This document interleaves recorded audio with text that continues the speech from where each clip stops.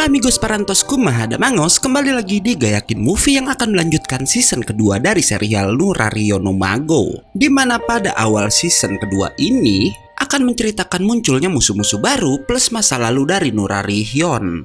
Kayak apa keseruan ceritanya? Yuk kita langsung aja. Tapi sebelum mulai harap cek dulu kota kalian kalau sekarat bisa numpang wifi tetangga. Bruh.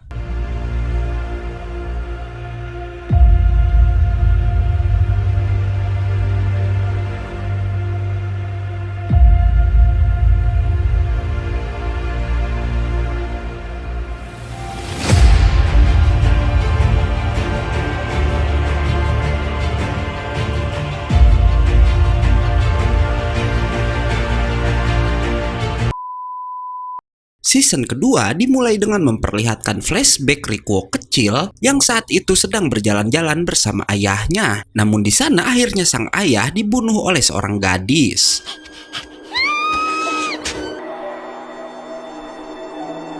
Waktu pun berlalu di mana saat itu umur Rikuo menginjak usia 8 tahun dan saat itu Rikuo masih sangat ingin menjadi pemimpin yokai klan Nura untuk menggantikan sang kakek. Bahkan ia yang saat itu masih sangat polos di sekolah selalu membangga-banggakan kakeknya yang adalah seorang pemimpin yokai. Ia pun sampai berdebat dengan Kyotsugu dan Shima yang saat itu sedang menceritakan jika yokai itu jahat pada semua teman sekelasnya. Dan Rikuo mendebat mereka dengan berkata jika yokai itu baik dan ia tahu itu karena ia adalah cucu dari Nurarihyun. Walau di sini terlihat Rikuo diejek dan gak dipercaya oleh teman-teman satu kelasnya. Sesampainya di rumah, Rikuo langsung diajak rapat oleh Nurarihyun di mana saat itu untuk pertama kalinya sang pemimpin mengatakan pada para petinggi bahwa Rikuo adalah penerusnya. Karena udah saatnya bagi Nurarihyun pensiun sejak ayah Rikuo yang adalah pemimpin generasi kedua meninggal pada 3 tahun yang lalu. Di sana ada seorang petinggi bernama Gagoze yang gak menyetujui hal tersebut dan malah mencalonkan diri sebagai Sandaime karena katanya ia lebih pantas dari Rikuo. Gagoze bahkan menyombongkan diri jika selama ini ia udah banyak menculik anak-anak kecil dan membawa mereka ke neraka. Namun Nurarihyun bilang jika Gagoze nggak pantas untuk menjadi kandidat Sandaime dan lebih memilih Rikuo lah yang akan melanjutkan kepemimpinannya. Nggak diduga kata-kata Gagoze tadi membuat penilaian Rikuo pada para yokai berubah dan berkata jika yokai itu jahat, bahkan ia menolak permintaan sang kakek untuk menjadi seorang Sandaime. Keesokan harinya saat pulang sekolah, Rikuo yang murung diejek oleh Kyotsugu dan Shima yang gak mempercayai jika Rikuo adalah seorang yokai. Di sana karena menyemangatinya dan menyuruh Rikuo membiarkan dua orang itu. Rikuo yang udah terlanjur kecewa lalu bilang pada Kana jika selama ini ia salah menilai tentang yokai. Dan ia cuma terobsesi pada kakeknya yang bisa memimpin mereka semua. Walau saat itu Kana nggak mengerti apa yang diucapkan Rikuo, ia tetap menyemangatinya dan bilang jika nanti Rikuo akan menjadi orang hebat yang memimpin mereka semua. Walau setelahnya ia sendiri mengutarakan ketakutannya pada yokai di depan Rikuo, dan itulah yang membuat Rikuo hingga besar nggak mau membahas tentang yokai di hadapan teman-temannya. Rikuo yang pulang bersama Karasu Tengu lalu bertanya apa ia ini sebenarnya manusia atau yokai. Dan Karasu menjawab walau nenek dan ibu Rikuo adalah manusia, Rikuo tetaplah memiliki 1/4 darah yokai dari kakek dan juga ayahnya. Baru aja sampai di rumah, Rikuo melihat berita tentang kecelakaan bis dan tahu jika bis itu adalah bis yang baru aja dinaiki oleh Kana. Dan karena itu ia ingin menyelamatkannya walau Daruma melarang Rikuo melakukan itu. Karena katanya tugas para yokai adalah memberi ketakutan pada manusia bukannya menyelamatkan mereka. Mendengar itu, Atabo yang bahkan tahu Daruma adalah salah satu petinggi klan Nura berani menentangnya. Melihat pertengkaran itu membuat Rikuo marah hingga ia mengeluarkan aura yang sangat besar dan disanalah untuk pertama kalinya Rikuo berubah dalam wujud yokainya. Dan karena itu Atabo bersama yokai lainnya berkata kalau Rikuo saat ini punya hak untuk memimpin mereka. Scene lalu berpindah pada bis yang ditumpangi Kana di mana kecelakaan itu ternyata disebabkan oleh Gagoze dan semua anak buahnya yang mengira kalau Rikuo pulang menggunakan bis itu juga dan berniat ingin menghabisinya. Karena kesal ia pun berencana membunuh semua penumpang namun Rikuo dan semua anak buahnya datang tepat waktu. Melihat itu Gagoze menyuruh anak buahnya untuk menghabisi Rikuo. Tapi kemudian untuk pertama kalinya di sanalah para yokai klan Nura bertarung melindungi tuannya itu.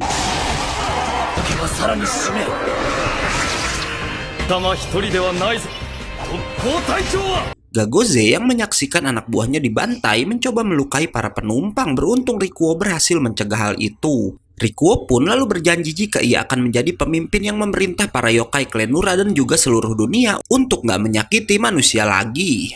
Hingga akhirnya Rikuo pun berhasil menghabisi si Gagoze. Daruma yang ikut ke tempat itu juga akhirnya menyadari kekuatan sang Sandaime dan mendengar apa yang Rikuo katakan tadi. Kembali ke masa sekarang di mana si Hitotsume iri dengki melihat Rikuo dan semua Hyakuyakonya mendapatkan jubah yang seragam. Hingga malam harinya Rikuo mendapat pesan dari Kyotsugu jika ada yokai muncul di sebuah daerah dan Rikuo pun langsung menemui yokai bernama Jami itu dan lalu merekrutnya untuk bergabung dengan Hyakuyako miliknya. Karena si Rikuo ingin membentuk 100 Hyakuyakonya sendiri, jumlah yang sama dengan Hyakuyako milik Nurarihyon yang disebut dengan parade malam 100 yokai. Shin lalu berpindah pada Aotabo yang sedang berjalan-jalan di kota hingga nggak lama ia tiba-tiba diserang oleh 2 orang Onmyoji yang punya kekuatan air dan petir hingga mereka bisa menjatuhkan si Atabo dengan mudah. Hingga keesokan harinya, Atabo yang pingsan pun ditemukan oleh Kuro yang langsung bertanya siapa orang yang bisa mengalahkan Atabo. Atabo lalu memberitahu jika ia tiba-tiba diserang oleh 2 pria yang bahkan membuatnya ingin melepaskan segel kalungnya, walau 2 orang itu hanyalah manusia. Sementara itu, di sisi lain geng pencari yokai sedang mencari-cari Yura karena katanya udah beberapa hari ini Yura nggak datang ke sekolah dan bahkan keberadaannya saat ini nggak diketahui. Yang ternyata Yura sedang berlatih keras di suatu tempat hingga Rikuo lalu berhasil menemukannya. Rikuo langsung berkata jika saat ini semua temannya sedang mencari Yura karena mengkhawatirkan keadaannya. Dan di sini Yura mengungkapkan alasannya berlatih keras karena ia merasa dirinya nggak bisa melindungi semua temannya yang beberapa kali diserang oleh para yokai. Hingga tiba-tiba 2 Onmyoji yang diketahui bernama Ryuji dan Mamiru mendatangi mereka, di mana ternyata Ryuji adalah kakak dari Yura. Ryuji tahu-tahu menyerang Rikuo dan lalu memberitahu Yura kalau Rikuo itu sebenarnya adalah seorang yokai. Ia pun kembali menyerang Rikuo dan bahkan menyuruh Yura untuk ikut menyerang juga. Tapi si Yura ternyata malah memilih melindungi Rikuo dan berkata pada kakaknya jika Rikuo itu manusia dan bukan musuh mereka. Ia bahkan sampai menyerang kakaknya sendiri demi Rikuo, namun Ryuji bisa membuat pelindung dan gak tergores sama sekali. Ryuji pun membalas serangan Yura menggunakan shikigami airnya yang bernama Garou. Yura yang udah terkapar lalu berkata jika ia nggak akan kalah hanya dengan serangan Garou aja. Namun si Ryuji kemudian memberitahu jika tadi ia nggak menyerang menggunakan Garou, namun menyerang dengan shikigami lain bernama Gengen yang bisa menyelinap dalam tubuh lawan dan seketika itu juga Yura pun bisa ia jatuhkan dengan teknik tersebut. Dan karena itu Rikuo pun terpaksa menunjukkan wujud yokainya untuk menyelamatkan Yura. Ryuji lalu mengeluarkan teknik bernama Gyogen yang bisa merubah air dalam bentuk bunga di mana ia bilang siapapun yang menyentuh bunga itu akan bisa meleleh. Ryuji juga memberitahu kalau dirinya cuma bisa mengeluarkan teknik sekuat itu selama 3 menit aja. Dan jika Rikuo berhasil menghindar selama 3 menit, maka ia dinyatakan menang. Ryuji pun memulai serangannya dan terlihat jika Rikuo berhasil menebas bunga-bunga itu, walau ia masih terkena sedikit cipratan air yang membuat kulitnya terbakar. Tapi ternyata bunga-bunga itu hanyalah sebuah pengalihan karena sebenarnya Ryuji berhasil membuat lingkaran air yang melingkari tubuh Rikuo dan terlihat jika Rikuo terkena serangan dengan sangat telak. Tapi ternyata Rikuo bisa lolos dan langsung muncul di belakang Ryuji. Ryuji yang gak mau kalah kembali menyerang, namun kali ini Rikuo lah yang berhasil menjatuhkannya. Tapi Mamiru tiba-tiba menyerang dan berhasil menjatuhkan Rikuo. Yura merasa aneh dengan teknik yang dipakai Mamiru dan bahkan Mamiru yang adalah teman masa kecilnya terlihat berbeda. Yang Ryuji bilang itu berkat bakat Mamiru yang akhirnya bisa masuk ke rumah utama keluarga mereka. Ryuji menyuruh Mamiru menghabisi Rikuo dan bersamaan dengan itu ia melihat pedang Rikuo yang ia bilang itu adalah pedang nenek Kirimaru yang biasa digunakan untuk memotong yokai. Mamiru bersiap menghabisi Rikuo tapi nggak diduga Kubinashi lalu datang ke sana juga bersama dengan Gyuki dan juga Gozumezu. Nggak lama muncul banyak asap yang setelah asap itu menghilang, semua Hyakuyaku milik Rikuo pun tahu-tahu udah mengelilingi mereka. Dan di sini akhirnya Rikuo membuka identitasnya yang nggak lain adalah cucu dari Nurarihyon, sang pemimpin yokai dari timur Jepang. Bersamaan dengan itu, Yuki datang ke sana dan Yura akhirnya tahu jika Yuki juga adalah yokai dan ia pernah salah paham mengira Yuki berpacaran dengan Rikuo. Dan yang lebih membuat ia terkejut ternyata kakek Rikuo yang pernah ia lindungi adalah Nurarihyon. Mamiru tanpa aba-aba kembali menyerang Rikuo bahkan sampai membuat wajah Ryuji terkejut. Namun ia berhasil dihentikan oleh Atabo dan juga Kuro. Mamiru yang gak mau mendengar kata-kata Ryuji bahkan sampai dihentikan oleh teknik airnya. Ryuji lalu bilang jika kedatangan mereka ke kota itu sebenarnya untuk menyampaikan kabar buat Yura, di mana ia bilang dua petinggi keluarga Keikan tewas dibunuh oleh musuh bebuyutan klan mereka yang bernama Hagoromo Gitsune yang adalah pemimpin para yokai di kota Kyoto. Ryuji juga bilang jika dua petinggi tadi merupakan 8 pilar penghalang kekai keluarga mereka. Karena itu, ketua klan udah mengangkat Mamiru sebagai pengganti salah satu pilar, dan orang kedua yang ditugaskan untuk jadi pilar selanjutnya nggak lain adalah Yura. Ryuji pun lalu mengembalikan pedang Rikuo dan memintanya menjaga pedang itu baik-baik. Hingga ia pun lalu pergi dari sana bersama Mamiru, sementara Yura dibawa ke klan Nura untuk diobati. Sementara Nurarihyun berbincang dengan Gyuki dan mengatakan akhirnya selama 400 tahun ini mereka baru mendengar lagi nama Hagoromo. Scene selanjutnya membawa kita pada 400 tahun lalu di mana saat itu hidup seorang putri bernama Yo yang punya kekuatan untuk menyembuhkan. Tapi kekuatan itu dimanfaatkan oleh keluarganya yang mau menolong penduduk dengan bayaran tinggi. Sementara yang gak bisa membayar gak akan mereka tolong. Hingga suatu hari tiba-tiba ada yokai menyusup dan mencoba membunuh sang putri.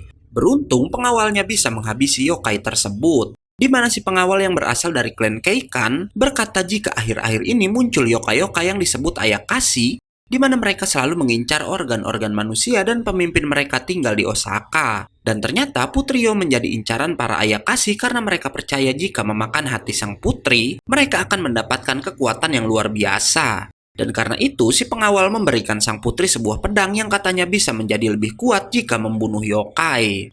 Hingga setelahnya, Nurarihyun yang mendengar kabar tentang Putri Yo pun menemuinya. Putri yang mengira Nurarihyun adalah Ayakashi langsung menebas lengannya. Dan karena kekuatan pedang itu, darah Nurarihyun gak berhenti keluar. Namun si putri yang baik hati lalu menyembuhkan luka itu dengan kekuatannya. Gak lama Nurarihyun pun mengenalkan namanya dan lalu pergi begitu aja. Karena tahu kalau si pengawal bisa merasakan kehadirannya. Namun sang putri ternyata nggak menceritakan tentang Nurarihyun pada pengawalnya itu. Suatu malam Nurarihyun lagi-lagi mendatangi Putri Yo dan langsung berkata jika sang putri diperlakukan seperti burung dalam sangkar oleh ayahnya sendiri. Walau sang putri nggak keberatan dengan itu dan bilang ini udah takdirnya. Karena kasihan pada nasib sang putri, Nurarihyun pun lalu mengajaknya keluar rumah untuk berjalan-jalan. Di sini Nurarihyun memakai tekniknya yang nggak bisa terlihat oleh orang lain dan mengajak Putri Yo ke hadapan Hyakuyakonya. Putri Yo tampak begitu bahagia bermain dengan para yokai hingga nggak lama, Nurarihyun secara nggak diduga meminta sang putri untuk menjadi istrinya. Keesokan paginya, Nurarihyun kembali mengantarkan putri ke rumahnya dan bertanya bagaimana jawaban sang putri. Putri Yo lalu menjawab jika ia nggak mau karena mengira Nurarihyun hanya menginginkan kekuatannya aja. Namun Nurarihyun menjawab jika ia sama sekali nggak menginginkan kekuatan sang putri dan lalu pergi dari sana.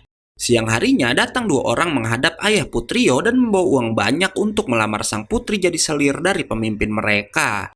Namun ayah sang putri menolak karena ia nggak mau kehilangan kekuatan putrinya yang bisa mendatangkan lebih banyak uang. Hingga dua pria itu menunjukkan wujud asli mereka yang adalah Ayakashi dan membunuh ayah sang putri. Malam harinya, si pengawal pun menemukan semua anak buahnya udah dibantai oleh dua Ayakashi tadi. Bersamaan dengan itu, Nurarihyun pun datang untuk bertanya di mana Putri Yo, yang ternyata sang putri udah dibawa oleh para Ayakashi ke istana Osaka. Shin lalu berpindah ke istana Osaka di mana pemimpin para Ayakashi yang ternyata adalah Hagoromo Gitsune berhasil membawa beberapa putri yang punya kekuatan seperti Putri Yo dan menghisap kekuatan itu untuk dirinya. Saat tiba giliran Putri Yo, tiba-tiba Nurarihyun datang namun Hagoromo berhasil dilindungi para anak buahnya. Nggak lama, para Hyakuyaku pun datang menyusul pemimpin mereka. Di sini akhirnya kita diperlihatkan wajah asli Hihi dan juga si Hitotsume yang belum jadi yokai menyebalkan. Bahkan ia mau melindungi putri yang diculik bersama Putri Yo. Dan setelahnya perang besar pun terjadi antara klan Nura melawan klan Hagoromo. Nurarihyun mencoba menyelamatkan Putri Yo namun Hagoromo bisa menjatuhkannya.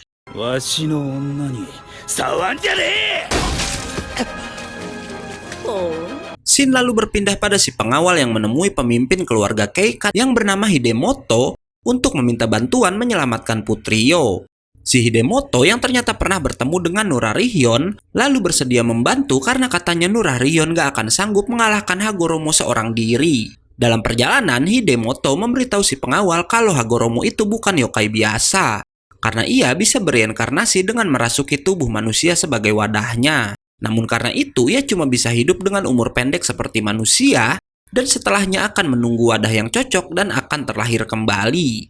Dan saat ini Nurarihyun yang kekuatannya masih dalam masa perkembangan bukanlah lawan dari Hagoromo. Kembali ke pertarungan di mana Nurarihyun masih kesulitan melawan Hagoromo. Tapi si Nurarihyun masih sempat-sempatnya ngegombal dan berjanji akan membahagiakan sang putri. Namun karena cintanya pada Putrio, Nurarihyun pun bisa bangkit dan menjadi lebih kuat lagi. Bahkan ia berhasil menebas ekor dan wajah si Hagoromo dan ternyata pedang yang Nurarihyun gunakan adalah pedang milik Putrio membuat darah Hagoromo nggak berhenti mengalir. Bersamaan dengan itu semua kekuatan yang ia hisap dari semua korbannya ikut keluar juga, membuat Hagoromo melarikan diri dari tempat itu. Nurarihyun terus mengejar Hagoromo namun ia lengah hingga jantungnya bisa diambil oleh si Hagoromo dan memberikan Ayakashi itu kekuatan. Namun gak diduga Hidemoto lalu datang dan langsung mengeluarkan teknik yang sangat hebat membuat Ayakashi itu gak bisa bergerak. Hingga akhirnya Nurarihyun pun berhasil membelah tubuh Hagoromo menjadi dua bagian. Karena kehilangan ketuanya, anggota klan Hagoromo pun memilih untuk berpencar sampai ketua mereka kembali. Putrio lalu menemui Nurarihyun dan bilang akan menyembuhkan lukanya dan berjanji hidup bersamanya. Scene kemudian berpindah pada Nurarihyun dan Hidemoto yang berbincang di mana Nurarihyun bilang ia akan pergi dari Kyoto. Hidemoto lalu bilang kalau ia udah membuat Kekai kuat dan dengan begitu para Ayakashi nggak akan bisa melakukan apapun selama 400 tahun. Ia juga bilang mungkin 50 tahun lagi Hidemoto yang hanya manusia biasa akan mati. Dan sangat menyayangkan ia nggak bisa melihat akan sekuat apa Nurarihyun nantinya. Hingga akhirnya Nurarihyun mengajak Putrio dan semua anak buahnya pergi dari Kyoto hingga scene berpindah pada Yura yang udah kembali ke Kyoto karena udah diminta oleh si Ryuji sebelumnya. Dimana di sana ia udah ditunggu oleh pemimpin klan dan para penjaga Kekai. Ryuji lalu memberitahu Yura jika tugas mereka saat ini mencari tempat Hagoromo bereinkarnasi dan menghabisinya. Scene lalu berpindah pada Rikuo yang sedang mengingat peristiwa pembunuhan ayahnya. Hingga nggak lama, Kyotsugu dan yang lainnya datang yang ternyata Kyotsugu ini punya ide untuk menyusul Yura ke Kyoto. Dan lagi pula ia bilang di kota itu terkenal tentang sejarah yokainya. Rikuo menjawab jika terlebih dahulu dirinya harus meminta izin pada sang kakek. Sesampainya di rumah, Rikuo pun langsung menemui Nurarihyun dan memberitahunya kalau Rikuo ingin pergi ke Kyoto. Nggak diduga, tanggapan Nurarihyun sangat mengejutkan karena ia langsung menendang Rikuo sambil berkata jika menahan tendangannya aja nggak bisa, Rikuo bahkan nggak akan mampu melawan bawahan Hagoromo. Rikuo yang marah pun kemudian berubah dalam wujud yokainya dan melihat itu Nurarihyun pun menantang cucunya itu bertarung. Pertarungan pun dimulai dan terlihat jika Nurarihyun hanya ingin menguji kemampuan Rikuo. Melihat serangan Rikuo, ia bilang jika kekuatan Rikuo belum cukup untuk melawan Ayakashi. Dan setelah menjatuhkan cucunya itu, Nurarihyun bilang jika cuma dengan kekuatannya yang sekarang dan berniat ke Kyoto, itu sama aja seperti bunuh diri. Namun si Rikuo bisa kembali bangkit walau lagi-lagi ia bisa dijatuhkan. Melihat tekad cucunya yang sangat ingin pergi ke Kyoto, Nurarihyun pun akhirnya luluh dan menyuruh Karasu memanggil beberapa orang untuk menemuinya. Ketiga orang yang dipanggil Karasu ternyata ditugaskan untuk melatih Rikuo walau mereka mengingatkan jika karena latihan keras mereka, Nurarihyun bisa aja kehilangan pewarisnya itu. Dan setelah menerima perintah itu, tiga orang yang diketahui berasal dari klan Osutono langsung membawa Rikuo yang masih nggak sadarkan diri bersama mereka. Rikuo pun lalu tersadar saat udah berada di klan Tono yang dipenuhi oleh yokai berbentuk hewan. Ia lalu menemui sang pemimpin yang bernama Akakapa di mana yokai besar itu bilang jika Nurarihyun dulu merekrut orang-orang kuat dari klannya dan membuat klan Tono menjadi lemah.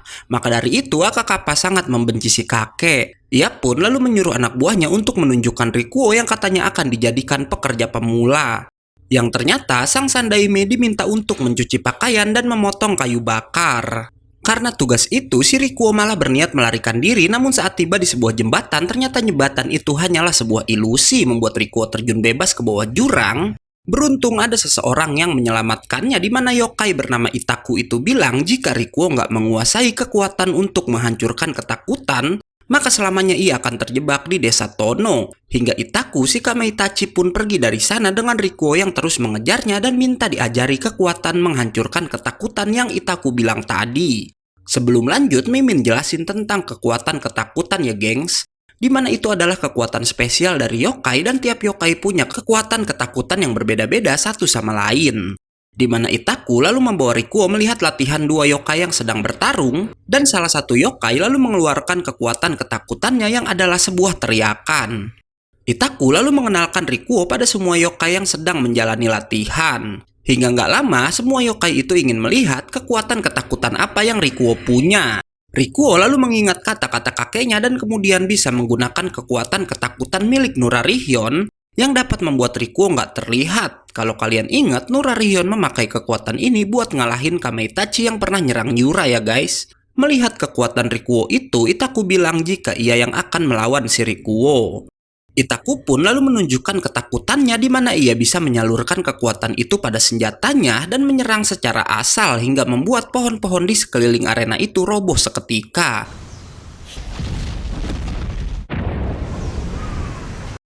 Yang ternyata kekuatan Itaku bisa memotong ketakutan milik Rikuo dan membuatnya kembali terlihat. Dan di sini Itaku lalu bilang jika itulah yang ia maksud dengan kekuatan menghancurkan ketakutan milik yokai lain, yang ia sebut dengan teknik Hyoi. Rikuo pun minta diajarkan Hyoi oleh Itaku dan Itaku menjawab Rikuo harus rela mati demi mempelajari teknik tersebut. Dan Rikuo menjawab ia akan mempertaruhkan nyawanya untuk mempelajari Hyoi agar bisa cepat pergi ke Kyoto. Sementara itu, di tempat lain lalu datang 3 ayakashi dari Kyoto ke desa Tono yang dipimpin oleh pria bernama Kidomaru. Mereka lalu menemui Akakapa dan kedatangan mereka bermaksud membeli yokai-yokai hebat dari Tono untuk dijadikan tentara mereka karena katanya sebentar lagi semua segel akan hancur dan Hagoromo akan bisa keluar. Akakapa pun menolak keinginan mereka, membuat Kidomaru bertanya kenapa Aka menolak mereka tapi malah mau melayani klan Nura. Dan karena itu, Kidomaru mengancam akan menghabisi klan Nura bersama dengan klan Tono. Namun, yokai-yokai ninja klan Tono nggak gentar dengan ancaman Kidomaru dan malah balik mengancam membuat Kidomaru pergi dari sana. Kidomaru lalu nggak sengaja melihat Rikuo yang sedang mencuci dan melihat wajah si Sandaime. Kidomaru mengira jika ia adalah Nurarihyun. Hingga kemudian Rikuo pun langsung diserang. Apalagi setelah berhasil menghindar, si Rikuo menggunakan ketakutan milik Nurarihyun membuat Kidomaru makin yakin jika yang ia serang adalah Nurarihyun. Tapi kemudian Kidomaru menggunakan Hyoi dan dengan mudah memotong ketakutan Rikuo. Karena begitu mudah memotong ketakutan milik Rikuo, Kidomaru akhirnya tahu jika lawannya bukanlah Nurarihyun dan bertanya siapa Rikuo sebenarnya. Hingga ia pun akhirnya bisa menebak jika Rikuo adalah cucu dari Nurarihyun yang pernah mengalahkan Hagoromo. Kidomaru yang sangat dendam pada klan Nura lalu berkata ia akan menghabisi Rikuo dan akan membawa kepalanya ke hadapan Hagoromo, lalu mengirim tubuh Rikuo pada Nurarihyun sebagai pernyataan perang dengan klan Nura. Rikuo pun lalu diserang oleh salah satu ayakashi. Beruntung Itaku datang dan memotong lengan pria tersebut. Rikuo lalu berkata jika para ayakashi itu adalah lawannya. Dan seketika itu juga ia bisa mengeluarkan teknik bernama Kyokasugetsu milik Nurarihyun yang pernah Rikuo pakai melawan Tanuki, yang bisa membuat tubuh Rikuo menjadi bayangan dan nggak bisa ditebas oleh yokai-yokai itu. Tapi kali ini Rikuo nggak cuma bertahan karena ia bisa menggunakan teknik itu untuk menyerang juga, dan berhasil menjatuhkan kedua ayakashi. Tapi setelahnya Rikuo sedikit lengah dan hampir terkena serangan dari Kidomaru. Beruntung teman-teman Itaku datang menyelamatkannya. Kidomaru yang bahkan tubuhnya berhasil terkena serangan es dari salah satu yokai bisa membebaskan diri. Dan kemudian berkata tugasnya bukanlah menghancurkan klan Tono, tapi karena yokai-yokai itu udah membantu Rikuo, ia mengancam akan menghabisi mereka. Dan sebelum meninggalkan tempat itu ia berkata jika sebentar lagi mereka juga akan menghancurkan para Onmyoji. Shin lalu berpindah ke sebuah rumah besar di mana di sana kita akan melihat ayakashi dari klan Hagoromo berkumpul dan berencana untuk menghancurkan segel kelima dari 8 segel yang ada. Di mana ternyata sebelumnya mereka udah berhasil menghancurkan 3 segel.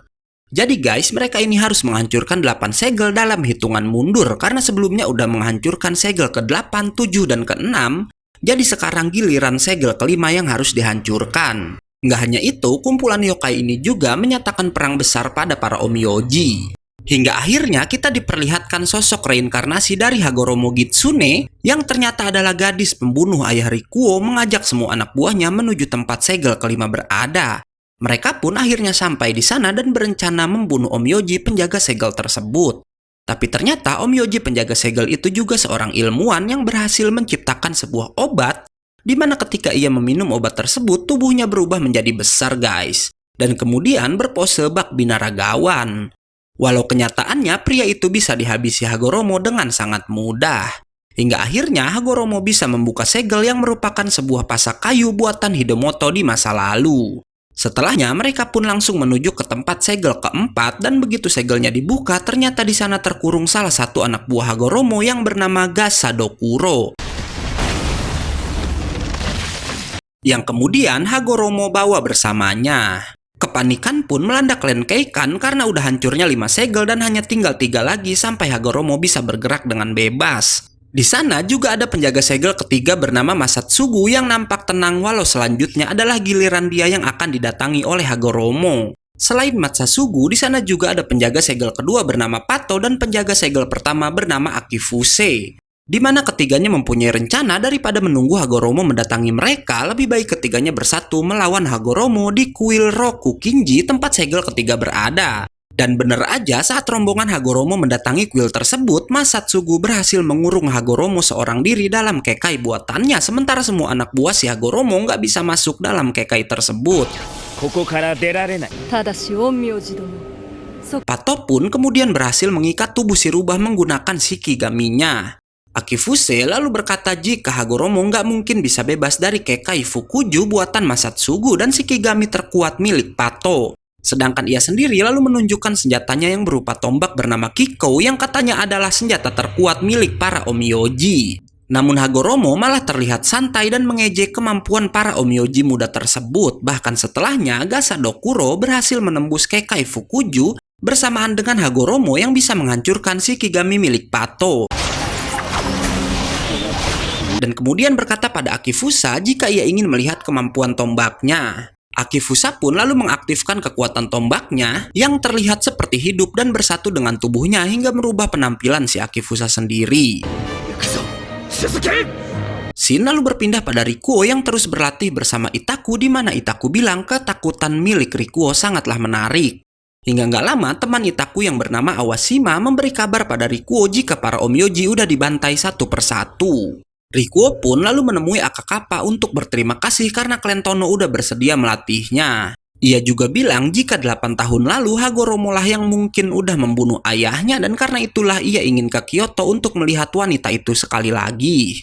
Nggak diduga kata-kata Rikuo membuat yokai klan Tono sangat tertarik menyaksikan pertarungannya melawan Hagoromo. Melihat itu, Rikuo berusaha mengajak yokai-yokai Tono untuk ikut dan bertarung bersamanya di Kyoto dengan kata-kata sedikit mengejek di mana ia bilang percuma merasa kuat namun hanya bisa kuat di gunung itu aja.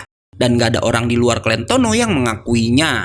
Kata-kata Rikuo membuat yokai-yokai klan Tono terlihat marah, namun si Rikuo langsung menunjukkan kekuatan barunya dan tiba-tiba muncul di pangkuan Akakapa dan kemudian pergi begitu aja. Melihat itu, Akakapa bilang Rikuo sangat mirip dengan Nurarihyun yang dulu tiba-tiba datang ke klan Tono dan menjadi kuat, juga membawa yokai-yokai dari tempat itu. Ia juga bilang jika dulu dirinya bukanlah pemimpin klan pasti ia akan ikut bersama Nurarihyun. Dan kata-kata Rikuo tadi ternyata berhasil membuat Itaku dan teman-temannya ikut bersamanya menuju Kyoto. Sayonara da, Tono! Sebelum ke Kyoto, ternyata Rikuo terlebih dahulu pulang ke rumah untuk menemui kakeknya dan menyuruh para hyakuyakonya untuk bersiap-siap ikut ke Kyoto. Begitu bertemu Nurarihyun, Rikuo meminta izin lagi untuk ke Kyoto dan langsung diuji lagi hasil latihannya.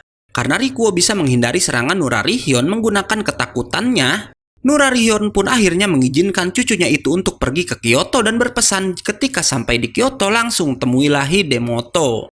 Nggak hanya mengizinkan Rikuo pergi, Nurarihyun bahkan memperbolehkannya menggunakan sebuah kapal terbang milik klan Nura yang katanya adalah pangkalan udara milik klan mereka. Shin lalu berpindah pada tim pencari yokai yang baru aja tiba di Kyoto dan langsung menuju sebuah kuil bernama Kuil Kusaka. Kyotsugu dan Shima tampak sangat antusias tanpa mereka sadari Tori dan Maki udah diculik oleh dua Ayakashi yang ada di sana. Hingga akhirnya para Ayakashi mencoba menangkap Kana dan saat itulah Yura datang menyelamatkannya. Sementara itu Yuki dan Atabo ternyata sebelumnya udah diminta Rikuo menjaga teman-temannya itu dan gak sengaja bertemu dengan Yura dan Kana. Yura dan Yuki pun lalu bekerja sama menyelamatkan Tori juga Maki yang udah tertangkap oleh Ayakashi. Yura lalu berkata jika ini bukanlah waktu yang tepat berada di Kyoto dan lalu mengajak teman-temannya itu ke rumah utama klan Keikan. Di sana ia bercerita jika keadaan sedang sangat gawat, bahkan 3 pelindung segel terhebat yang gak lain Akifusa, Pato, dan Masatsugu tiba-tiba menghilang dan gak diketahui keberadaannya, di mana mereka terakhir terlihat di lokasi segel ketiga. Dan karena itu, ia yang udah diangkat menjadi pelindung harus menjaga 2 segel yang tersisa dengan kekuatan baru yang udah ia latih. Walau katanya Yura belum bisa menguasai kekuatan itu sepenuhnya. Ia pun meminta teman-temannya berlindung di rumah utama klan Keikan, sementara Yura sendiri akan pergi ke kuil tempat segel kedua berada. Sesampainya di sana, ternyata para klan Keikan udah berkumpul dan membuat kekai untuk mencegah Hagoromo masuk ke kuil itu. Para Ayakashi terlihat kesulitan menembus kekai tersebut hingga gak lama ada seseorang yang bisa menghancurkannya. Dan gak diduga orang itu ternyata adalah si Akifusa. Di sana juga terlihat Masatsugu dan Pato yang ditangkap oleh para Ayakashi. Para Ayakashi pun akhirnya bisa masuk ke dalam kekai dan mulai membantai para Omyoji. Sementara Yura berhadapan dengan Akifusa di mana si Akifusa bisa bergerak cepat dan tiba-tiba muncul di belakang si Yura. Beruntung Ryuji datang menyelamatkan adiknya itu. Ryuji pun lalu menyuruh Yura menemui Mamiru yang sedang berjaga di gerbang belakang dan meminta keduanya mencari dalang di balik penyerangan yang gak lain adalah Hagoromo. Sementara ia sendiri akan berhadapan 1 lawan 1 melawan si Akifusa. Di mana si Akifusa langsung menyerang namun Ryuji berhasil menangkapnya dengan teknik Gengen. Tapi nggak diduga Akifusa yang berada dalam wujud monster bisa melepaskan diri dari teknik Ryuji itu. Ryuji mencoba menyadarkan Akifusa yang ia bilang teknik terlarang yang dipakai si Akifusa udah mempengaruhinya. Namun Akifusa malah kembali menyerang Ryuji dan berhasil mengoyak tubuhnya. Yang ternyata tubuh itu adalah Shikigami milik Ryuji yang terbuat dari racun mematikan. Dan Akifusa yang terkena dengan sangat telak pun akhirnya bisa dijatuhkan. Ryuji lalu berkata jika Akifusa menginginkan obat penawar maka ia harus menghentikan teknik terlarangnya. Hingga nggak lama Ryuji menyadari ada bola mata yang tersembunyi di tubuh si Akifusa dan saat Ryuji memeriksanya, kaki si Ryuji tiba-tiba aja ditusuk. Yang ternyata Akifusa bukan dipengaruhi oleh teknik terlarangnya, melainkan ada anak buah Hagoromo bernama Jizo dalam tubuh Akifusa yang bisa mengendalikan tubuhnya. Bersamaan dengan itu, Hagoromo dan pasukannya mulai menampakkan diri di hadapan Ryuji. Beruntung Yura dari awal emang curiga kalau Akifusa dikendalikan oleh Ayakashi, kembali ke tempat itu dan langsung mengeluarkan teknik terbarunya yang bernama Hagun. Bersamaan dengan itu, Mamiru berhasil menyelamatkan Ryuji yang udah terluka. Ryuji lalu memberitahu Yura harus menyingkirkan si Jizo terlebih dahulu karena Akifusa udah terkena racun dan harus segera meminum obat penawarnya. Tapi sialnya Shikigami Hagun gak mau menuruti perintah Yura hingga gak lama ada seseorang yang berbicara pada Yura dan memberitahu bagaimana caranya menggunakan Hagun yang ternyata orang itu adalah Hidemoto. Hingga akhirnya Yura berhasil menembakkan Hagunnya yang dengan telak mengenai Jizo. Dan karena itu Ryuji pun berhasil memberikan penawar racunnya pada Akifusa. Sementara itu si Hagoromo terkejut melihat Hidemoto yang masih hidup walau waktu udah berlalu selama 400 tahun. Hingga akhirnya ia menyadari jika Hidemoto yang ada di hadapannya adalah Shikigami milik Yura yang dibuat menggunakan teknik Hagun buatan Hidemoto di masa lalu. Yang hanya bisa dipakai oleh calon pewarisnya sebagai ketua klan berikutnya. Hidemoto lalu mengajarkan sebuah mantra pada Yura di mana gadis itu lalu menciptakan banyak asap yang ternyata Hidemoto menyuruh semua Omyoji melarikan diri. Karena sadar kekuatan mereka nggak akan cukup untuk mengalahkan Hagoromo. Hebatnya si Mamiru masih sempet-sempetnya kepikiran menyelamatkan Pato dan Masatsugu. Hagoromo pun langsung menuju segel kedua, dan bersamaan itu Joji ternyata belum tewas bahkan setelah terkena Hagun yang sangat dahsyat. Dan setelah segelnya dicabut, ternyata di sana juga ada anak buah Hagoromo yang merupakan Ayakashi raksasa bernama Tsuchigumo. Hingga mereka pun bersiap menuju ke Kastil Nijo tempat segel terakhir berada. Sementara itu di kapal Rikuo ada sedikit ketegangan antara Itaku dan Kubinashi yang disebabkan karena si Itaku merendahkan yokai-yokai klan Nura yang katanya nggak bisa menggunakan ketakutan, dan itulah yang menyebabkan Rikuo menjadi lemah. Kubinashi yang tersinggung langsung menunjukkan teknik benangnya yang ternyata benang itu udah diberikan ketakutan hingga ia pun bisa mengikat tubuh si Itaku. Namun Itaku lalu mengamuk dan bisa melepaskan diri dengan merubah wujudnya jadi seekor Kamaitachi. Itaku pun berbalik menyerang Kubinashi, beruntung perkelahian mereka bisa dilerai oleh Zen. Tapi Rikuo lalu memarahi Zen karena ternyata Zen ikut dengan cara menyusup ke dalam kapal. Namun Zen bilang ia nggak mau melewatkan saat-saat Rikuo menjadi seorang Sandaime. Keadaan pun malah jadi semakin memburuk karena tiba-tiba aja kapal mereka dikepung banyak sekali yokai yang dipimpin oleh yokai bernama Hakuzozu yang gak lain adalah anak buah dari Hagoromo. Hakuzozu langsung meminta pemimpin kelompok untuk menghadapinya dan karena itu Rikuo maju untuk melawan si Hakuzozu. Hakuzozu pun langsung menunjukkan kekuatannya yang luar biasa dan bisa mengenai tubuh Rikuo, tapi ternyata Rikuo udah mengaktifkan teknik Kyokasugetsu dan akhirnya bisa menyerang balik Hakuzozu, bahkan berhasil menghancurkan senjatanya. Karena senjatanya hancur, Hakuzozu mengaku kalah dan bahkan meminta Rikuo memenggal kepalanya. Tapi si Rikuo malah memukul kepala Hakuzozu menggunakan pedang kayu karena ternyata ia tertarik pada yokai itu dan malah merekrutnya jadi Hyakkyako. Tapi nggak lama yokai-yokai lain menyerang kapal karena katanya Hakuzozu yang udah kalah bukanlah ketua mereka lagi. Bersamaan dengan itu, matahari pun mulai terbit yang katanya berkat segel Hidemoto, kekuatan Ayakashi akan melemah saat ada matahari. Namun ternyata itu sama sekali nggak berpengaruh karena banyaknya segel yang udah dibuka oleh Hagoromo. Klan Nura pun akhirnya bertarung di atas kapal dengan kapal yang melaju cepat ke kota Kyoto. Mengetahui Klan Nura nggak bisa menghentikan kapal mereka, anak buah Hagoromo pun meninggalkan mereka begitu aja.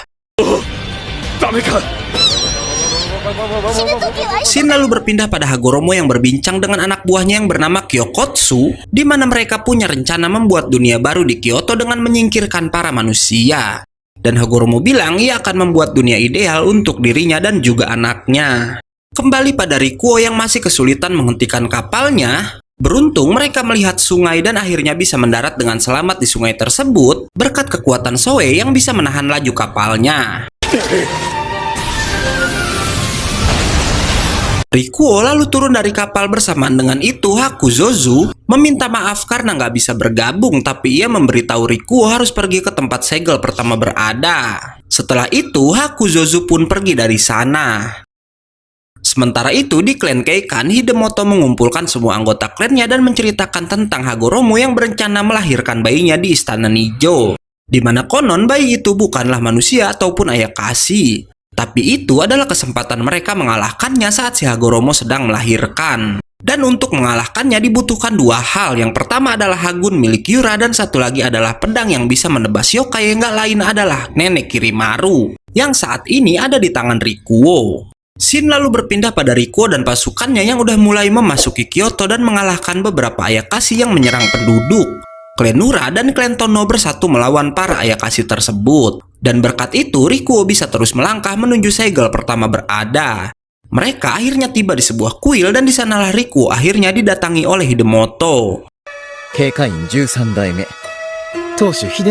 Tapi nggak lama tahu-tahu mereka diserang oleh Tsuchigumo hingga Shin berpindah pada Hagoromo yang udah lebih dulu tiba di Istana Nijo bersama semua pasukannya. Kembali pada Rikuo di mana Tsuchigumo berhasil meluluh lantakan kuil tersebut dan juga pasukan Rikuo. Ia lalu melihat Hidemoto dan ingat jika Onmyoji itulah yang udah menyegelnya pada 400 tahun yang lalu. Hidemoto lalu berbicara pada Yura jangan melawan Tsuchigumo karena ia adalah Ayakashi yang harus mereka hindari. Namun Rikuo dan pasukannya kembali bangkit dan malah bersiap bertarung dengan si yokai raksasa. Rikuo lagi-lagi menggunakan Kyokasugetsunya, tapi si Tsuchigumo bisa memotong ketakutan Rikuo dengan sangat mudah dan bisa menjatuhkan si Sandaime. Rikuo bahkan terlihat nggak berdaya dan terus dipukuli oleh Tsuchigumo. Yura mencoba membantu namun Hidemoto menghalanginya karena ternyata Hidemoto sendiri pun dulu nggak bisa mengalahkan Tsuchigumo, namun ia berhasil menipunya dan dengan itu berhasil menyegel si yokai raksasa selama 400 tahun. Setelah Rikuo nggak sadarkan diri, Tsuchigumo berkata ia akan menghabisi semua yokai dan dimulai dengan teman Itaku yang bernama Reira. Setelah Reira berhasil dijatuhkan, Tsuchigumo lalu membantai banyak Hyakyako hingga selanjutnya ia pun mengincar Yuki. Yuki yang marah mencoba melawan namun ia terkena pukulan telak dari Tsuchigumo. Tapi nggak diduga Yuki terjatuh di tubuh Rikuo yang ternyata udah berhasil bangkit kembali. Rikuo sangat marah pada Tsuchigumo yang melukai banyak Hyakyako-nya dan lalu menyerang si yokai raksasa menggunakan pedang nenek Kirimaru dan berhasil memotong salah satu jarinya. Namun itu nggak cukup karena Tsuchigumo kembali bisa menghajar Rikuo dan melihat itu, Hyakyako pun menyerang si yokai raksasa secara bersama-sama hingga Shin berpindah pada Nurarihyun yang memberitahu Karasu Tengu kalau ia udah mengirim salah satu orang kepercayaannya untuk membantu Rikuo. Kembali ke Tsuchigumo yang udah berhasil mengalahkan pasukan Rikuo dan bisa menyambungkan lagi jari yang terputus tadi. Karena bosan, ia pun lalu pergi begitu aja. Namun Rikuo ternyata masih bisa bertahan walau udah kembali ke wujud manusianya. Melihat itu, Tsuchigumo memanas-manasi Rikuo dengan mengangkat tubuh Yuki dan berkata akan bermain-main dengan si gadis es dan berkata ia akan menunggu Rikuo di sebuah kuil bernama Sokokuji. Shin lalu berpindah pada Hagoromo yang memasuki sebuah kolam di sana dan berkata ia akan segera melahirkan anaknya. Di mana katanya kolam itu dipenuhi dengan kebencian dan disanalah tempat yang tepat untuk Hagoromo melahirkan anaknya yang bernama Nue. Kembali lagi ke pasukan Rikuo di mana Zen mulai mengobati semua Hyakyako yang terluka. Hingga akhirnya Gyuki datang ke tempat itu dan ternyata ialah yang dimaksud oleh Nurarihyun tadi.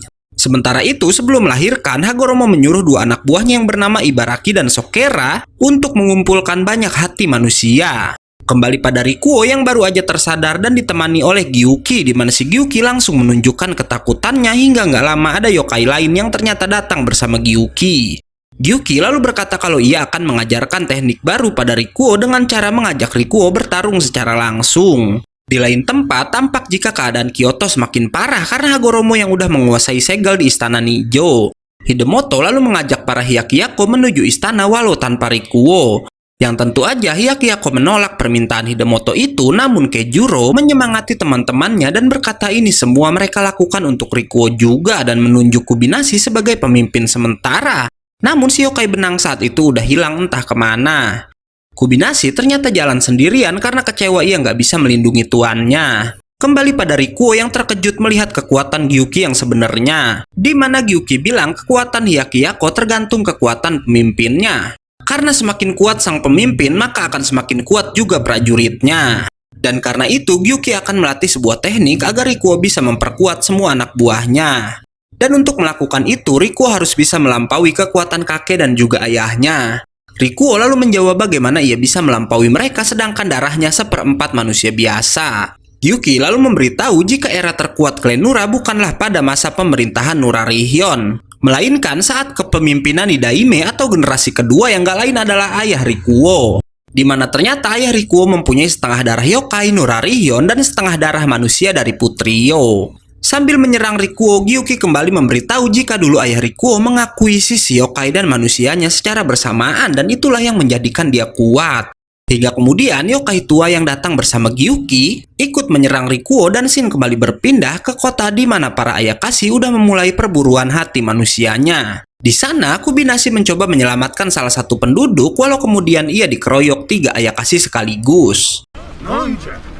Kubinashi pun dipukuli habis-habisan dan melihat itu gadis yang ditolong olehnya meminta Kubinashi bangkit kembali. Membuat Kubinashi mengingat seorang wanita yang menyuruhnya bangkit dan dengan itu ia pun bisa mengalahkan 3 Ayakashi tersebut. Di mana dulu ternyata Kubinashi diminta Nidaime untuk melindungi Rikuo dan di sini ia kemudian membangkitkan sisi lain dirinya yang suka membunuh dan berkata membunuh lebih cocok untuknya daripada melindungi. Shin lalu berpindah pada Hidemoto dan para Hyakyako yang menemukan anak-anak buah Hagoromo udah dibantai oleh seseorang. Kuro menemukan benang di tubuh mereka dan tahu jika itu perbuatan Kubinashi. Kappa lalu berkata akan berbahaya jika sisi lain Kubinashi bangkit dan lalu mengajak Kuro untuk mencari si yokai benang. Sementara saat itu, Kubinashi sendiri sedang membantai anak buah Hagoromo yang mencoba menculik beberapa murid. Kejuro yang berhasil menemukan Kubinashi lebih dulu mencoba mengembalikan kesadaran si yokai benang. Tapi tiba-tiba ada sebuah serangan yang mengarah pada keduanya. Yang ternyata serangan itu dari Ibaraki yang membawa beberapa Ayakashi ke tempat itu karena mencium bau darah yang berasal dari Kubinashi. Berpindah pada klan Keikan di mana Sokera datang ke sana dan mengincar hati para Omyoji. Hingga nggak lama sang ketua datang dan memerintahkan para Omyoji menciptakan segel yang kemudian mengikat tubuh Sokera. Namun si Ayakashi bisa melepaskan diri dan balik menyerang. Pertarungan pun terjadi di dua tempat di mana Kubinashi bisa dijatuhkan, tapi saat ditebas ternyata itu bukan tubuh Kubinashi yang asli dan ia malah berhasil mengikat Ibaraki dari belakang walau Ibaraki bisa balik menyerangnya. Di klan Keikan sendiri, Akifusa yang merasakan aura Ayakashi keluar dari gedung dan melihat jika ketua mereka udah berhasil dikalahkan oleh Sokera. Hingga ia pun langsung menyerang Sokera. Hingga scene berpindah pada Kubinashi yang hampir terkena serangan ternyata berhasil diselamatkan oleh Kejuro. Di mana Kejuro bilang mereka harus bekerja sama seperti di masa lalu dan menyuruh Kubinashi menyerang sedangkan ia yang akan bertahan. Sementara itu, pertarungan masih terjadi di klan Keikan antara Sokera melawan Akifusa sampai-sampai membuat guncangan besar dan membuat panik para pencari yokai yang ada di gedung itu juga. Atabo yang bertugas menjaga mereka lalu membuat Kyotsugu dan teman-temannya pingsan sementara ia sendiri keluar dari sana dan menyelamatkan Akifusa saat si Omyoji hampir aja dihabisi oleh Sokera. Anak buah Sokera mencoba ikut campur tapi Atabo menghabisinya dalam satu pukulan. Dan sambil mengeluarkan kekuatannya ia menyuruh Sokera pergi karena Atabo bilang ada yang harus dia lindungi di tempat itu. Scene lalu berpindah lagi pada Kubinashi di mana dengan menggabungkan benangnya dengan rambut Kejuro, keduanya bisa menghabisi satu persatu anak buah Ibaraki dengan sangat easy. Kubinashi lalu mengingat waktu pertama kali ia bertemu dengan Nidaime di mana saat itu Kubinashi berhasil dikalahkan dan diajak bergabung dengan klan Nura. Namun Kubinashi menolak dengan alasan ia selalu bertarung sendiri. Karena jika mempunyai teman itu hanya akan membuatnya mempunyai beban apalagi jika teman itu tewas. Nggak lama Kenjuro datang melindungi Kubinashi dan memohon pada Nidaime agar mengampuninya. Melihat itu Nidaime berkata gadis itu lebih kuat dari Kubinashi karena mencoba melindungi apa yang ia cintai. Ia juga berkata siapapun emang bisa bertarung sendirian tanpa mempedulikan beban. Tapi klan Nura bertarung untuk melindungi apa yang mereka cintai. Kembali ke pertarungan di mana Ibaraki bisa menebas rambut Kenjuro namun itu hanya sebuah pengalihan karena Kubinashi udah membuat benangnya jadi lingkaran yang mengelilingi Ibaraki dan langsung memotong si Ayakashi. Sementara itu di tempat lain Atabo bisa menghabisi para anak buah Sokera dan kemudian menyerang si Sokera sendiri. Namun ia terkena tusukan telak yang membuat Atabo melemah. Sokera pun lalu menunjukkan wujud aslinya di mana ia adalah yokai serangga yang katanya dulu ia ini adalah serangga yang bertugas melaporkan dosa manusia ke surga. Begitupun Ibaraki yang ternyata belum mati dan berubah ke wujud aslinya hingga ia langsung menebas tubuh Kubinashi. Bersamaan dengan itu Kidomaru datang dan tahu-tahu menusuk tubuh Kenjuro. Balik lagi ke rumah utama klan Keikan di mana anak buah Sokera yang tersisa berhasil membawa tubuh Kana, Tori, dan juga Akame. Namun Sokera bilang ketiga gadis itu bukanlah orang yang sedang mereka cari.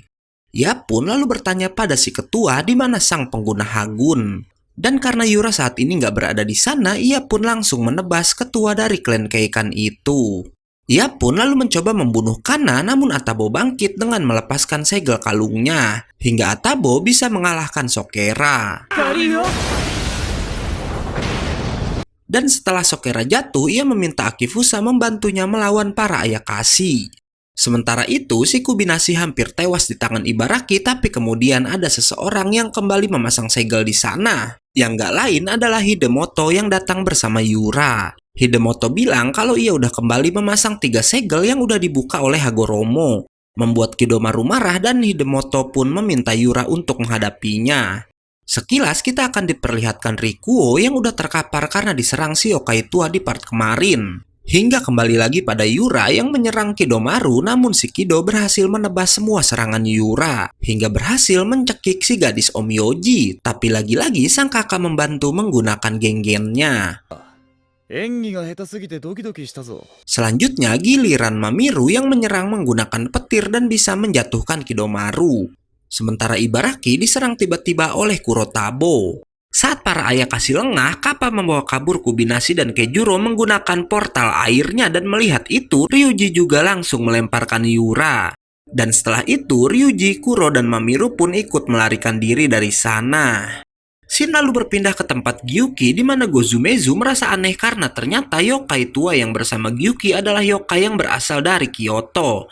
Membuat keduanya bingung mengapa yokai itu bersedia membantu Gyuki. Hingga nggak lama Rikuo datang karena udah disembuhkan oleh Zen dan meminta Gyuki melanjutkan latihannya. Di klan Keikan, Akifusa berterima kasih pada Atabo karena berkat dirinya klan Keikan terselamatkan. Nggak lama Yura juga sampai di sana dan melihat keadaan klannya yang udah hancur berantakan. Ia lalu menemui kakeknya yang udah sekarat. Di mana si kakek berkata pada Yura jika masa depan klan Keikan ada di tangannya dan berpesan agar cucunya itu bisa lebih kuat untuk memimpin klan, dan kemudian kakek Yura pun tewas di tempat itu.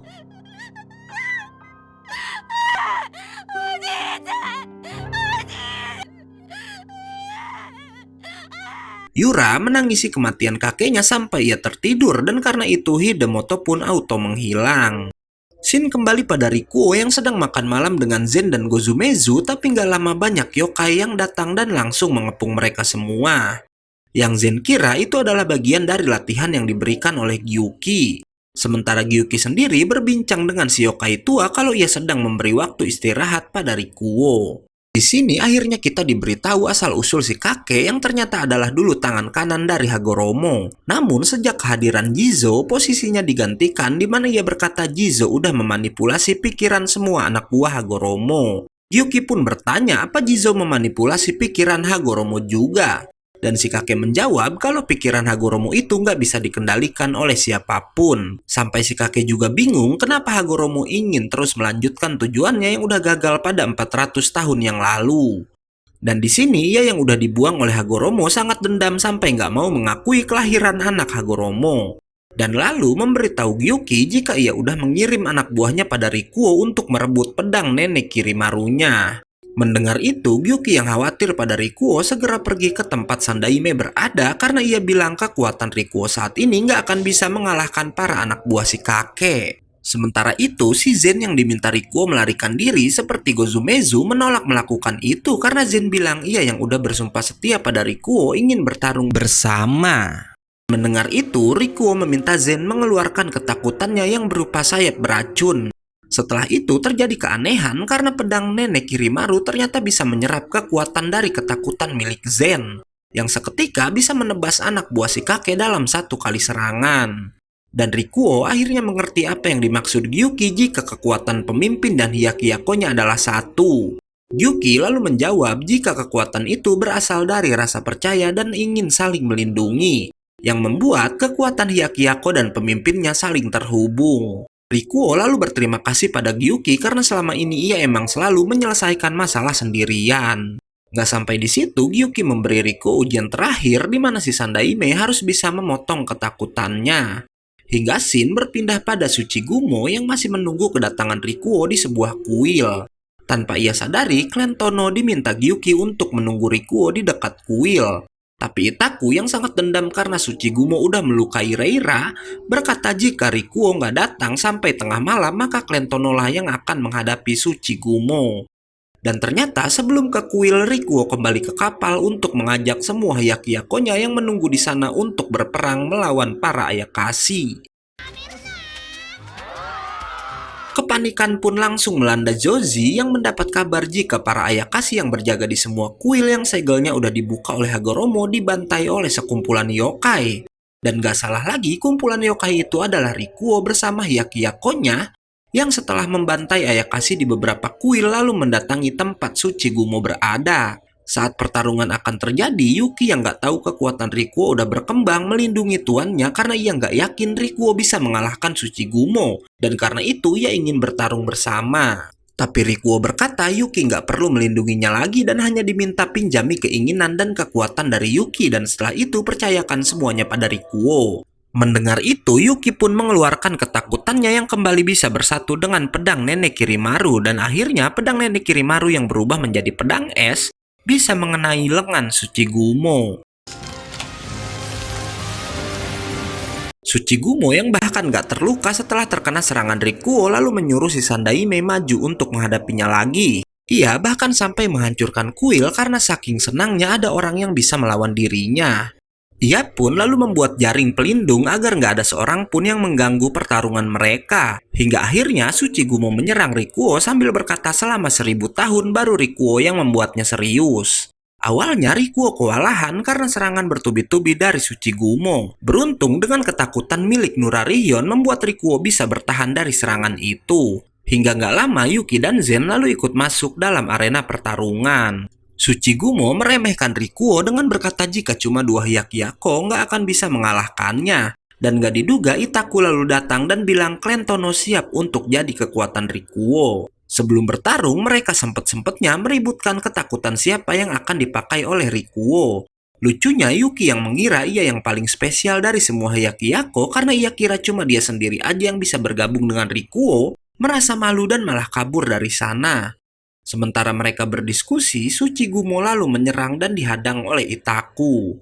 Dan karena itulah Rikuo pun memilih Itaku yang akan bergabung dengan teknik barunya yang bernama Matoi. Itaku pun akhirnya meminjamkan ketakutannya pada Rikuo di mana selain ketakutan itu mengalir di pedang nenek Kirimaru, ternyata teknik Matoi menyimpan ketakutan itu di punggung Rikuo. Dan berkat ketakutan milik Itaku itu, akhirnya Rikuo pun bisa menebas tubuh Tsuchigumo dan bisa mengalahkannya. Matoi.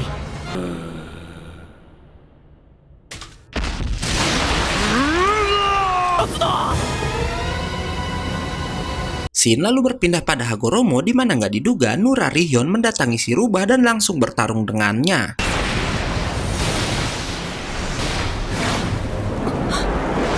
Sampai Nurarion berhasil menekan Hagoromo dan langsung bertanya, apa Hagoromo yang udah membunuh putranya?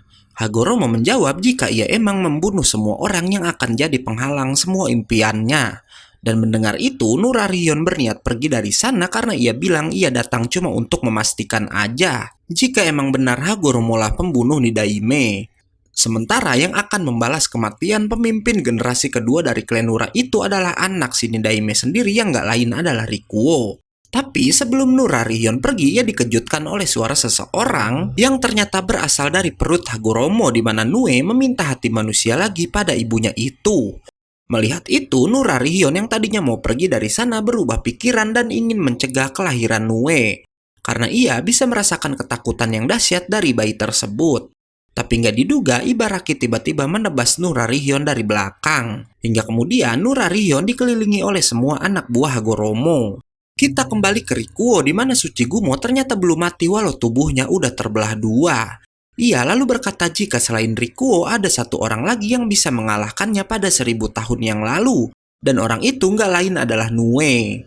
Tsuchigumo memberitahu jika Nue itu adalah makhluk yang misterius dan menguasai kegelapan di Kyoto pada 1000 tahun yang lalu. Dan berkata jika Nue itu adalah seorang Onmyoji. Yura dan Hidemoto yang datang ke sana lalu bertanya apa maksud Tsuchigumo yang bilang jika Nue adalah Onmyoji. Karena Onmyoji itu berpihak pada manusia. Dan si Tsuchigumo menjawab dia nggak ada di pihak manusia melainkan hanya memperalat mereka. Dan setelahnya Tsuchigumo pergi dari sana dan akan menunggu sampai Nue terlahir karena ia ingin melawannya sekali lagi. Kembali pada Nurarion yang udah terpojok oleh anak buah Goromo. Bahkan keadaan semakin gawat karena Gasakudoro datang ke sana juga, namun Karasu Tengu datang ke sana juga dan langsung membawa Nurarion terbang. Tapi tinggal sedikit lagi bisa keluar ada satu Ayakashi yang bisa membuat mata Nurarion buta. Dan karena itu ia pun kemudian berhasil ditusuk oleh Jizo menggunakan palu Raja Iblis. Si Jizo terlihat senang karena berhasil mendapat darah dari Nurarion. Tapi si kakek nggak mungkin mati begitu aja karena ia bisa lolos berkat ketakutannya dan lalu pergi dari sana. Setelahnya kita akan melihat si Jizo dan Ayakashi yang membutakan mata Nurarion tadi punya suatu niat tersembunyi. karena ia nggak menceritakan apa yang udah ia lakukan pada Kidomaru yang datang ke sana. Hingga nggak lama, Kidomaru dikejutkan oleh datangnya gerombolan yokai yang nggak lain adalah Rikuo dan semua Hyakyako-nya. Rikuo pun langsung masuk ke istana Nijo dan menantang semua Ayakashi yang berjaga di sana. Nggak lama ia bertarung dengan dua Ayakashi yang dulu membunuh ayah Putri Yo, di mana salah satu dari mereka punya kekuatan untuk membaca pergerakan lawan. Sementara satu Ayakashi lagi bisa melenturkan tubuhnya membuat Rikuo nggak bisa menebasnya. Bahkan saat Rikuo menggunakan Kyokasugetsu, si Ayakashi bisa tahu dari mana Rikuo akan muncul. Yura lalu datang ke sana untuk membantu Rikuo, tapi bahkan si Ayakashi tahu Yura akan mengeluarkan Shikigami hingga mereka bisa menghindar dan tahu-tahu muncul di atas Yura. Keduanya lalu mengejek Yura yang marah karena kakeknya yang udah dibunuh Ayakashi. Membuat Yura benar-benar emosi dan mengeluarkan banyak Shikigami dalam waktu yang bersamaan. Si Ayakashi mencoba membaca arah serangan Yura, tapi ia nggak punya waktu karena Yura langsung mengerahkan semua Shikigami ke arah keduanya. Hingga akhirnya Rikuo berhasil menghabisi dua Ayakashi tersebut, dan setelah mengalahkan para Ayakashi yang berjaga di luar istana, Rikuo bersama para Hyakyako-nya pun langsung masuk ke dalam dan dicegat oleh Kidomaru. Tapi nggak lama terjadi getaran yang menandakan kalau Hagoromo udah bersiap untuk melahirkan. Karena itu, Kidomaru yang nggak mau Rikuo mengganggu langsung mengaktifkan ketakutannya yang bisa membawa semua orang ke sebuah ruangan yang serba putih. Di mana di sana ada gambaran sebuah tempat bernama Rajomon yang Kidomaru bilang adalah tempat asalnya waktu ia masih jadi pemimpin para iblis. Saat Kidomaru mulai menyerang, Rikuo memilih Yura untuk bergabung dengannya, tapi si Ayakashi bisa mencegah hal itu dengan memotong ketakutan Yura. Hingga ia sendiri lalu menunjukkan ketakutannya dan langsung menyerang Rikuo bertubi-tubi. Beruntung gak lama Kuro dan Kubinashi bisa melindungi tuannya. Si Kuro yang ternyata pernah melihat teknik Matoi dari ayah Rikuo lalu mengajarkan jika teknik itu ada macam-macam metode, tergantung Hyakyako yang digunakan. Dan yang digunakan oleh Rikuo dan Yuki tadi adalah metode menyerang, yang kuat dalam menyerang namun lemah dalam pertahanan. Dan katanya itu nggak cocok melawan Kidomaru yang mengandalkan kecepatan serangan. Saat Rikuo sedang mendengarkan kata-kata Kuro, Ibaraki ternyata ada di sana dan hampir mengenai Rikuo jika Kubinashi nggak menggunakan benangnya. Kuro lalu berkata ia akan mengajarkan metode baru dengan Rikuo yang diminta bergabung dengannya.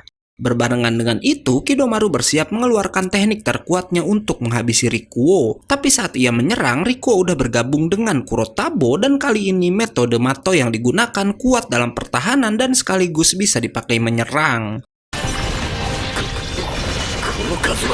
Namun Kidomaru masih bisa menghindar dan lalu bisa membuat Rajomon menjadi senjatanya. Dan berkata ia akan menang demi mewujudkan ambisi tuannya yang bernama Seimei.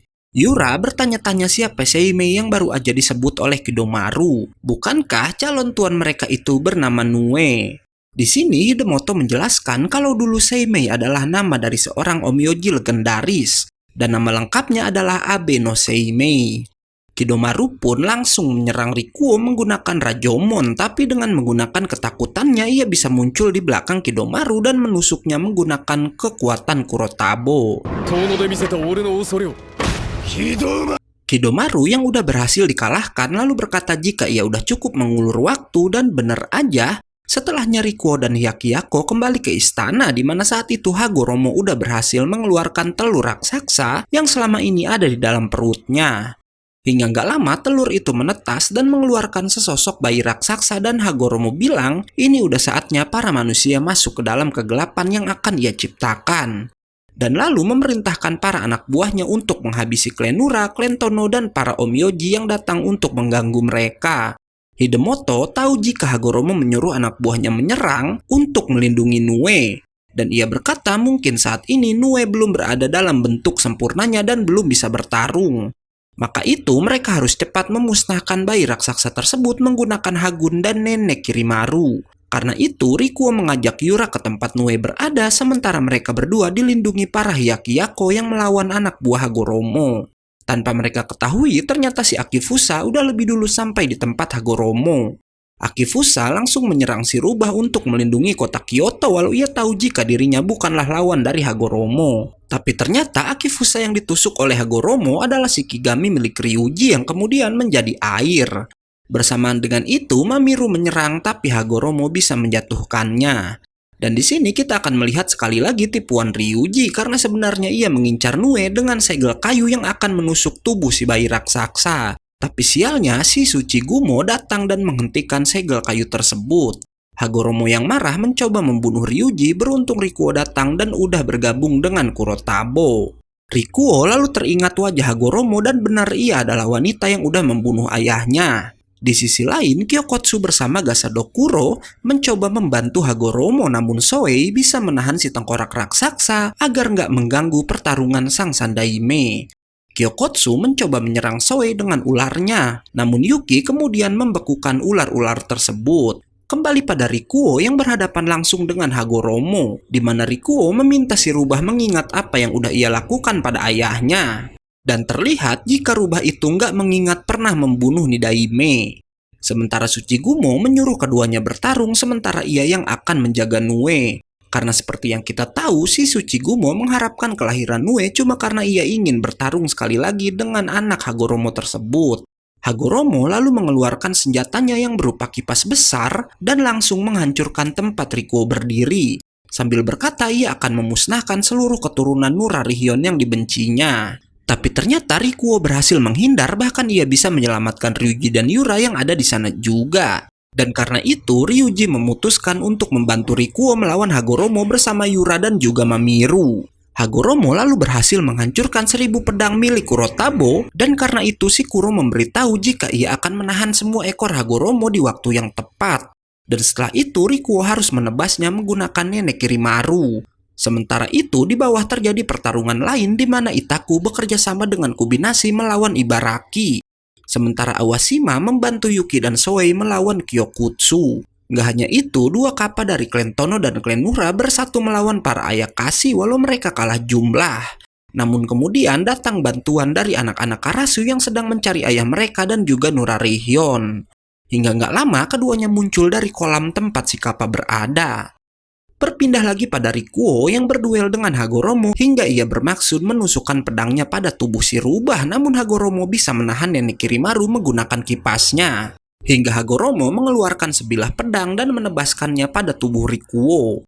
Namun saat si rubah akan menusukkan pedangnya, Rikuo menahan pedang itu dengan tangannya dan bisa menyerang balik. Dan setelah itu Rikuo menyuruh Hagoromo mengingat kembali apa yang udah dilakukannya pada Nidaime menggunakan tubuh manusianya. Dan si Hagoromo cuma bisa mengingat sekilas kejadian tersebut. Sementara itu, Jizo datang ke tempat Nue sambil membawa palu Raja Iblis dan meminta Tsuchigumo menyingkir sambil berkata kalau Nue itu adalah miliknya. Kembali pada Nurarihion yang berkata kalau ia curiga ada seseorang yang mengendalikan kebangkitan Hagoromo kali ini. Dan bersamaan dengan itu, Gyuki datang bersama Hitotsume, Daruma, dan si kakek Tengung. Balik lagi ke Tsuchigumo yang bingung apa maksud Jizo berkata kalau Nue adalah miliknya. Sampai-sampai ia menyerang si Jizo, namun Ayakashi anak buah Jizo bisa membutakan mata Tsuchigumo. Ayakashi itu lalu membawa Jizo terbang dan si Ayakashi tua berkata, sampai rencana mereka berjalan lancar ia nggak akan membiarkan hal buruk terjadi. Kembali ke pertarungan para Hyakiyako di mana Kejuro membantu Kubinashi dan menyuruh Itaku segera pergi ke tempat Rikuo. Sementara Awashima ditolong oleh Jami yang datang bersama Atabo. Hagoromo bisa memojokkan Rikuo membuat Kurotabo keluar dari tubuh Rikuo dan rencana yang tadi udah ia buat jadi berantakan. Namun sekilas si rubah mengingat bayangan Rikuo kecil saat ia membunuh ayahnya dan terlihat seperti orang kebingungan. Dan Yura memanfaatkan hal tersebut dengan menyerang Hagoromo. Bersamaan dengan itu, Mamiru datang dan berkata akan melindungi sang pengguna Hagun. Shin lalu berpindah ke Hyakiyako di mana dengan kerjasama dari Kubinashi dan Kejuro, keduanya berhasil mengalahkan Ibaraki. Sedangkan Atabo yang udah mencabut segel kalungnya beradu pukulan dengan Gasadokuro dan berhasil menjatuhkan si tengkorak raksasa. Sementara Jami bisa mengalahkan si Ayakashi ular. Gak lama, Nue pun akhirnya bisa terlahir dengan wujud sempurnanya. Hagoromo merasa sangat senang hingga kemudian lagi-lagi ia mengingat kenangan tentang dirinya saat membunuh Nidaime. Melihat kesempatan itu, Ryuji dan Mamoru bersatu menahan tubuh Hagoromo sementara Yura bersiap menembakkan Hagunnya. Dan akhirnya Hagun mengenai telak tubuh Hagoromo, dan saat itulah Rikuo menebas si rubah dengan pedang nenek Kirimarunya, membuat tubuh asli Hagoromo keluar dari tubuh manusianya. Tapi yang aneh, tubuh manusia Hagoromo menyebut sang Nidaime sebagai ayahnya. Dan di sini juga terbongkar jika selama ini Hagoromo hanya dikendalikan oleh Nue atau Seimei yang ada di dalam tubuhnya. Terlebih, kebangkitan kali ini Seimei memerintahkan Jizo memanipulasi tubuh manusia Hagoromo. Walau tahu kenyataan ia diperalat oleh Seimei, melihat pria itu bangkit, Hagoromo tetap senang karena udah menganggap Seimei benar-benar sebagai anaknya. Tapi Seimei yang cuma menganggap Hagoromo sebagai wadahnya lalu menunjukkan neraka tempat selama ini ia menunggu kebangkitannya, dan lalu membunuh si rubah dengan mendorongnya dalam lahar panas tersebut. Jizo merasa sangat senang dengan kebangkitan pemimpin dia yang sebenarnya itu. Namun Tsuchigumo datang ke sana dan langsung berniat menghajar Seimei. Tapi Seimei bisa menahannya dengan sangat mudah dan lalu menjatuhkan si Tsuchigumo ke tempat yang sama dengan Hagoromo.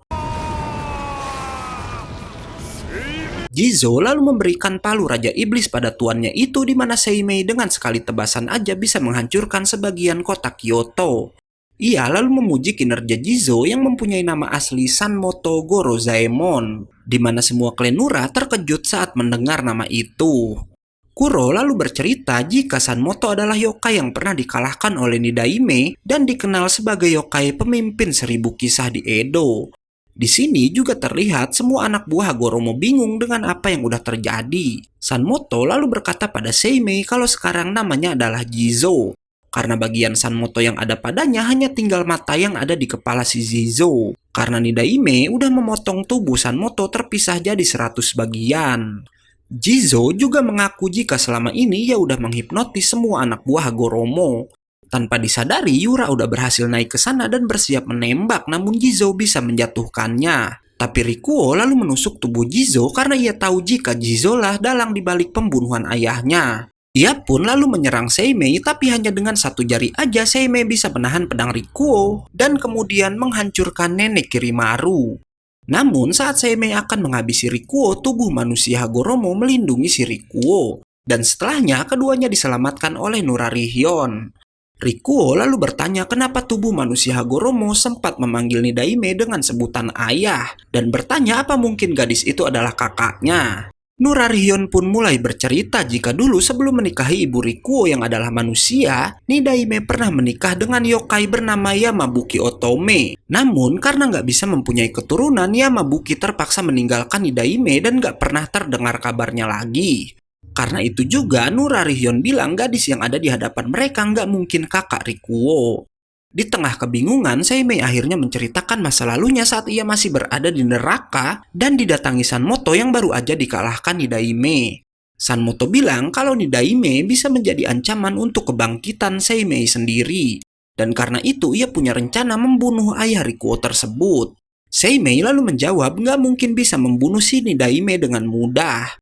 Tapi Sanmoto punya rencana di mana Seimei yang punya teknik kebangkitan diminta membangkitkan Yamabuki Otome yang saat itu udah meninggoy dan mengubahnya jadi seorang gadis kecil.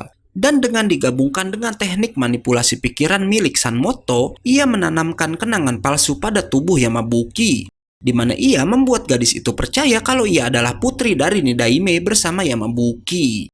Makanya nggak aneh kalau Nidaime bisa dibunuh dengan mudah karena saat itu Yamabuki mendatangi Nidaime dan berkata kalau ia adalah putrinya dan lalu menusuk Nidaime hingga tewas. Dan setelah itu barulah Yamabuki dijadikan wadah bagi Hagoromo. Makanya tadi si rubah nggak ingat kalau ia udah membunuh Nidaime. Karena yang membunuh ayah Rikuo adalah Yamabuki yang dikendalikan oleh Jizo. Mendengar itu membuat Hyakuyaku milik Nurarihyun marah dan menyerang Seimei secara bersamaan. Namun Seimei bukanlah lawan untuk mereka semua. Hingga akhirnya Rikuo bangkit dan berkata mari kita akhiri ini semua. Saat Rikuo akan diserang, Nurarihyun dan semua Hyakuyaku milik Rikuo auto melindungi si Sandaime. Mereka semua bergantian menyerang Seimei walau pria itu sama sekali nggak bergeming.